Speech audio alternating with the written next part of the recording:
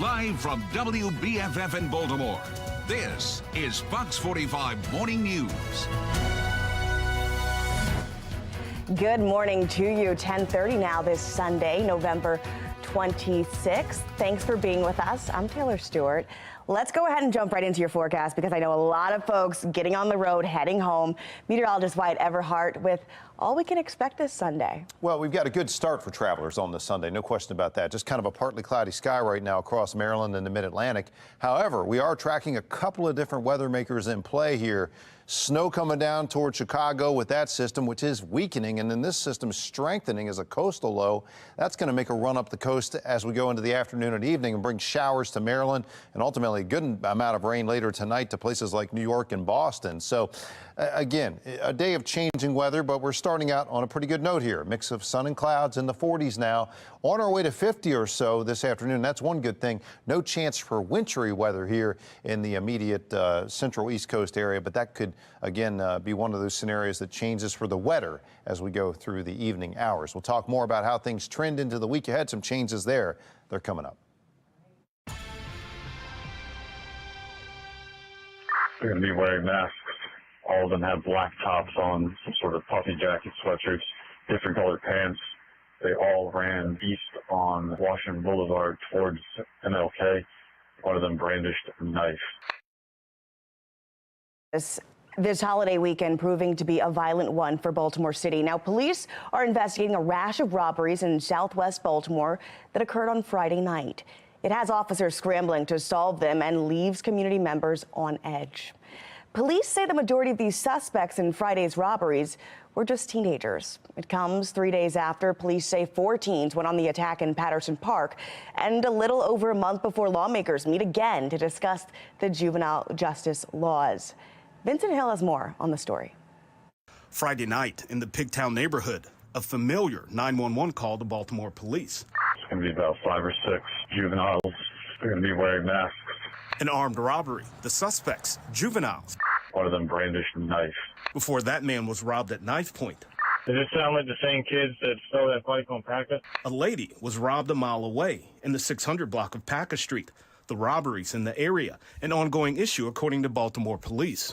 I'm going to check over around like Camden Crossing, Scott and Boulevard, Scott and Pratt. They hit us over there last week. Fox 45 has shown you video after video after video of juveniles wreaking havoc across the city. You look into those kids' eyes, they do not see fear.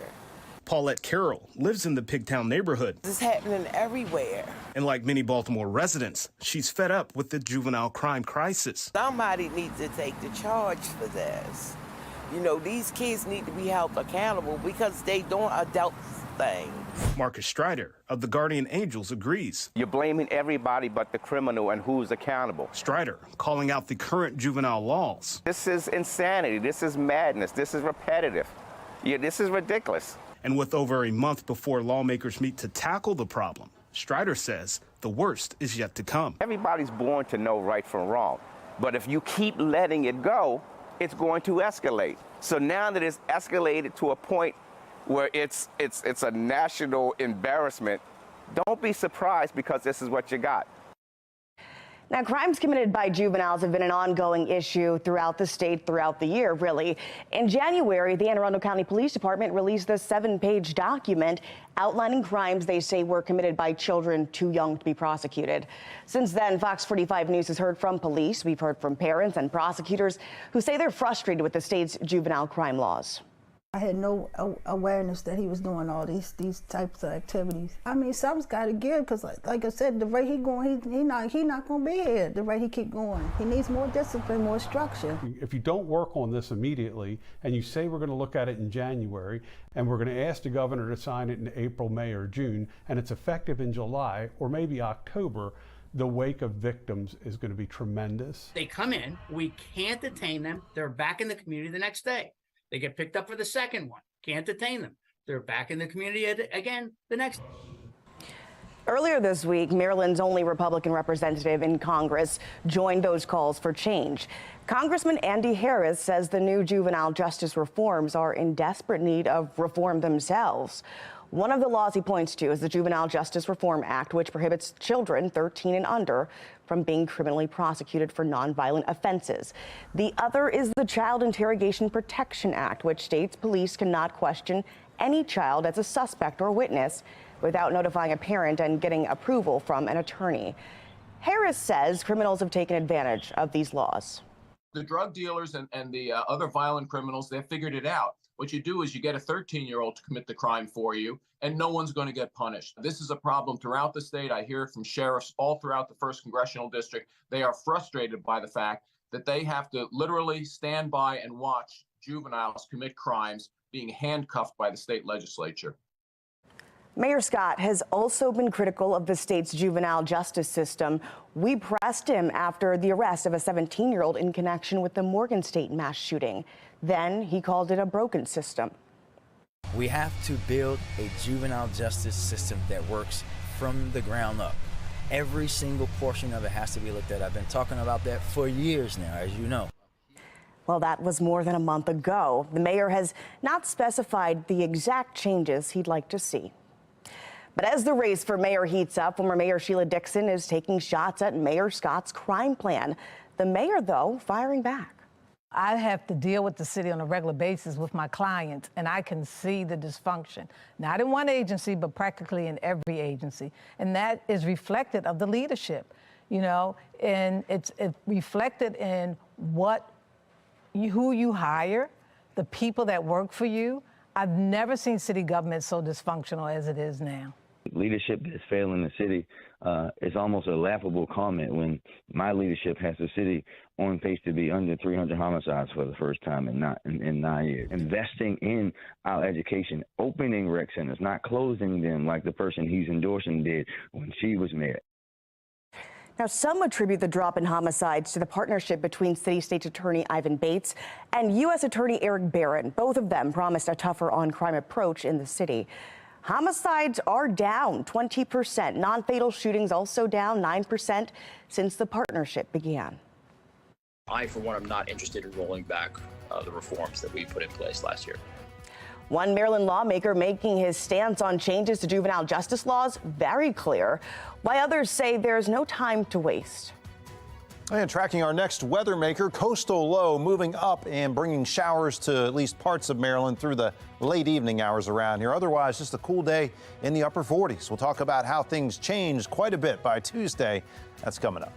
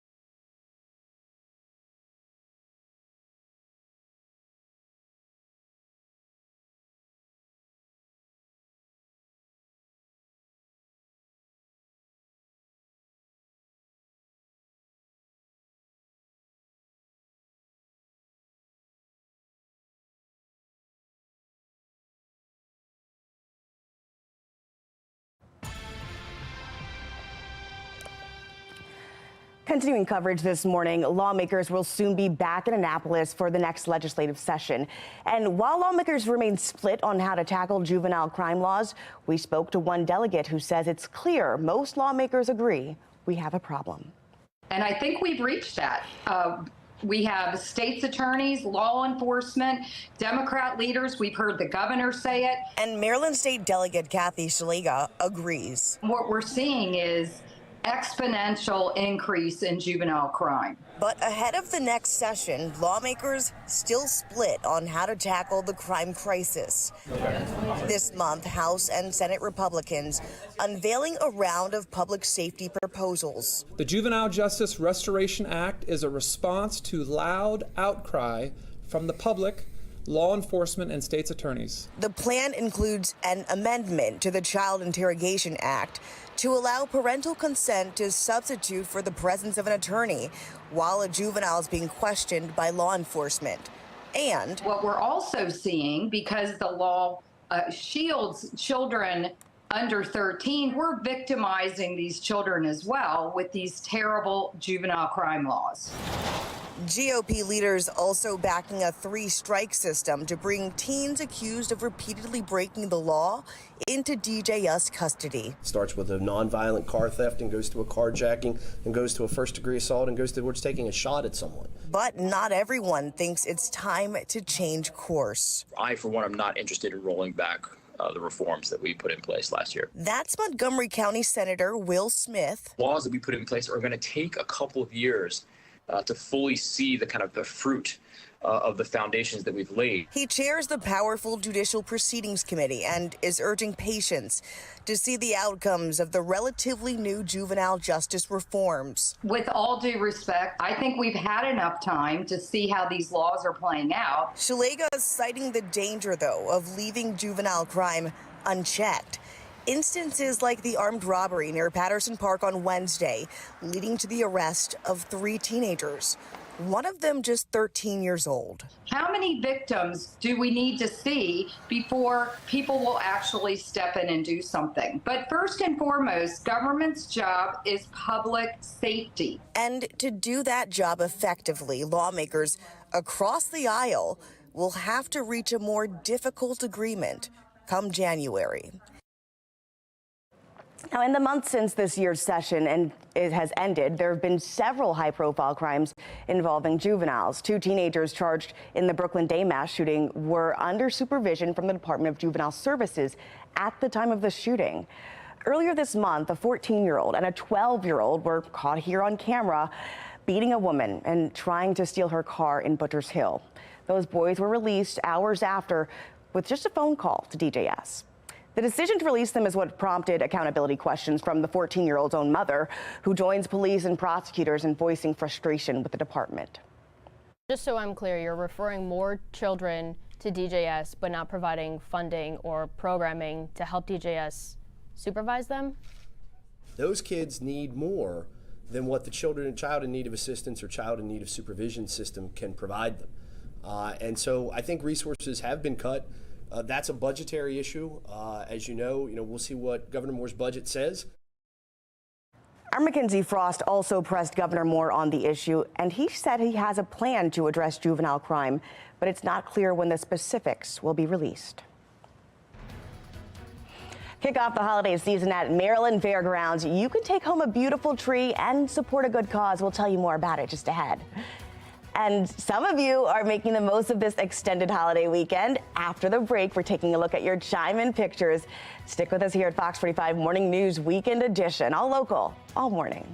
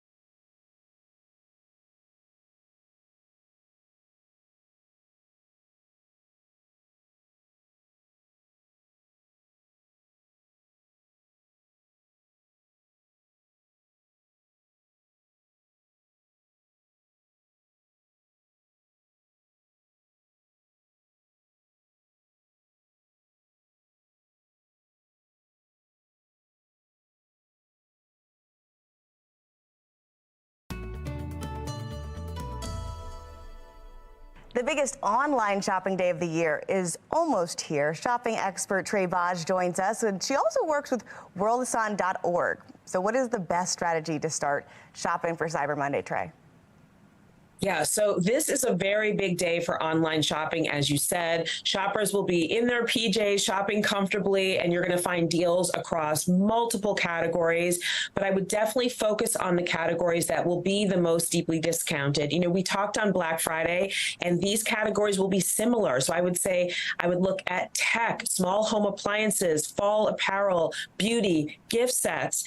If those things are on your list, this is a great day to shop. And if not, if you're looking for example, toys or winter apparel or holiday themed items, wait until December because you'll see better deals on those categories if you wait a bit. Americans have more credit than they've ever had. I mean, when you're talking about shopping this year, does it matter what kind of credit card that you use?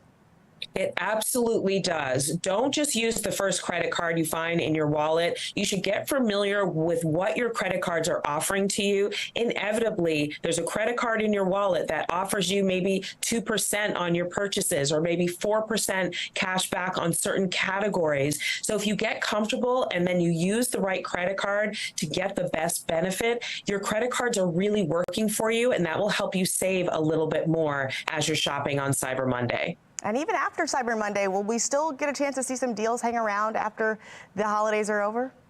Yeah, absolutely. So it's not over once Cyber Monday is over. Some of the Cyber Monday offers will actually bleed into Tuesday. So if you're working today and you don't have time, know that some of those offers will still be valid. But what's also exciting about Tuesday is it's Giving Tuesday. This is a really good day to support the causes that are important to you. A really easy way to do that is to shop with worldvision.org, who I work with.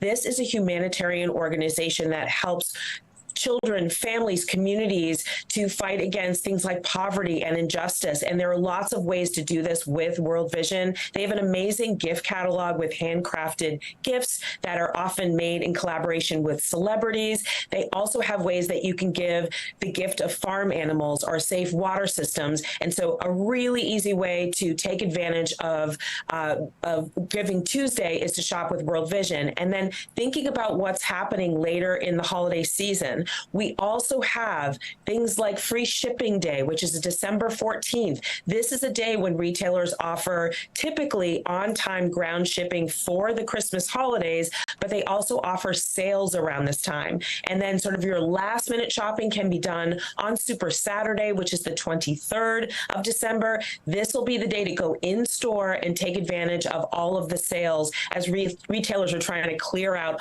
all that Christmas merchandise. Well, cutting it close, but today really is the day to get started. Thank you so much, Trey Vaj, shopping expert. All right, well, the numbers are in for Black Friday, and many retailers have a lot of reasons to smile. Both in-store and online retail sales went up since last year. A report from Sensormatic Solutions found traffic in brick-and-mortar stores rose 4.6% compared to 2022. Another group, Adobe Analytics, reported a record $9.8 billion in online sales on Black Friday alone. That's up 7.5% from last year. And with retailers welcoming Black Friday's traditional start of the holiday sales, some are anticipating more sales on Cyber Monday. Adobe Analytics is forecasting $12 billion in revenue for the upcoming shopping holiday.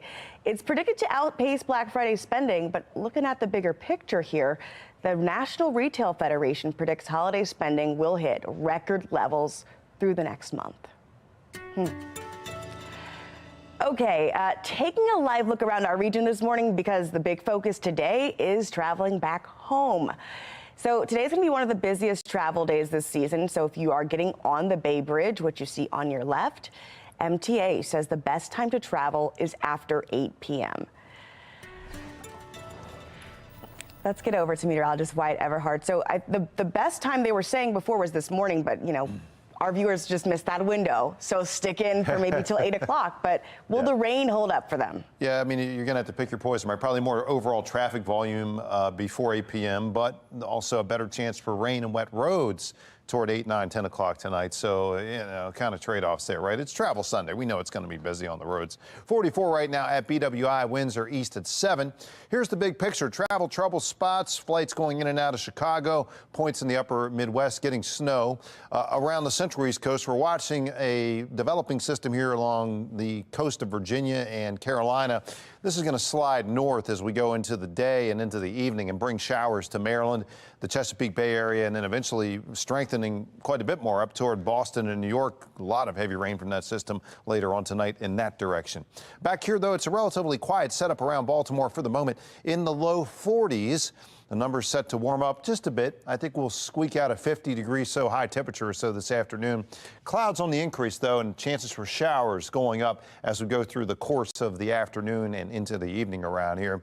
Again, it's two main weather makers in play. We've got that coastal system, and we got that disturbance off to the west that's bringing snow to the upper Midwest. Now, a couple of factors here. Number one, as that system moves further east, it will be actually beginning to weaken, so that's in our favor. However, the coastal system coming up into Maryland after 3, 4 o'clock will be strengthening. So between the two of them, showers a pretty good bet, but the heaviest rain does look to be north of Maryland. So local travel not so bad as, say, trying to get back to New York or Boston or up into the New England states. That's going to be kind of a mess later on tonight in terms of at least some pretty heavy rain. After that, we clear it out and dry things out into our late Monday and Tuesday even. So overall, the pattern through the week ahead is late Sunday showers, then a windy setup Monday into Tuesday, and then we kind of ride the temperature roller coaster around here. A big picture, it's all about this rain system tonight for Maryland up through the mid-Atlantic states and southern New England. And a diminishing system to the west will not be a big factor for our weather, maybe a little bit for western Pennsylvania, though. Overall, the setup here as we go into Monday and Tuesday, you see that the winds really ramp up. And Monday, the last mild day for a bit because that cold blast on Tuesday keeps it blustery around here. Wind chills in the 20s most of the day Tuesday. However, we bounce back and turn milder as we go toward the latter part of the week ahead. Back to you. All right, well, today you still have a chance to visit the Festival of Trees. The event is happening at the Maryland State Fairgrounds, and this year's festival features hundreds of designer decorated trees, wreaths, gingerbread houses, and get this, it's all for sale. The money would benefit the Kennedy Krieger Children's Hospital. Organizers say on top of this event being their biggest fundraiser of the year, it's also just a great way to start your holiday season. Mind you, today is the last day it will run. You've got until 4 p.m. All right, well, let's go ahead and see how some of our viewers at home are celebrating their long holiday weekend. Lexi ringing in the holidays over the CFG Bank Arena. She went to see the Ringling Brothers, Barnum and Bailey greatest show on earth. And boy, it looks like it was a great show. Thanks, Lexi. And Adrian sent us this one, getting ready for Christmas and today's Ravens game against the Chargers. She says she spent Purple Friday just getting that family Christmas tree together. Look at them. What a gorgeous family. And if your family has some fun holiday traditions, we want to see it. Scan the QR code on your screen. It's going to take you to foxbaltimore.com where you can upload your pictures. We also take videos. It is all powered by Stackla. We're looking at temperatures in the low 50s this afternoon. Meteorologist Wyatt Everhart explains what we're working with for the next full forecast this week. You're watching Fox 45 Morning News, all local, all morning.